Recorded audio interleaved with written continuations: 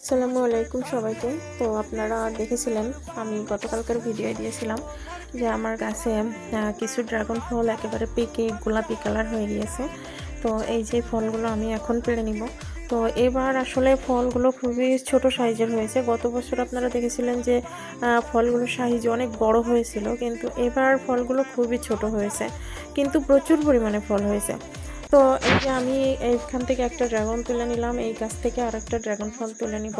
তো এই ফলগুলো মানে বেশি একটা বড় হয়নি। গত বছর যে ফলগুলো হয়েছিল 380 গ্রাম পর্যন্ত মানে বড় ফল পাইছিলাম, কিন্তু এই বছর অত বেশি বড় হয়নি। তারপরে এই যে আমি এসে দেখলাম যে এই কামরাঙা গাছে একটা কামরাঙা একটু বড় হয়েছে, পাড়ার মতো হয়ে গেছে। তো আমি কামরাঙাটাও পেড়ে নিব। তো এই যে সেটা একেবারে গাছের ভিতরে ছিল, তো এই জন্য ভিডিও করতে একটু সমস্যা হচ্ছিল। তারপরে এই যে আমি ফলটা পেড়ে নিলাম। তো দেখেন মাশাআল্লাহ কত বড় হয়েছে আমার কামরাঙা ফলটা। তারপরে আমি এখান থেকে দুইটা লেবুও তুলে নিব বিসমিল্লাহ বলে।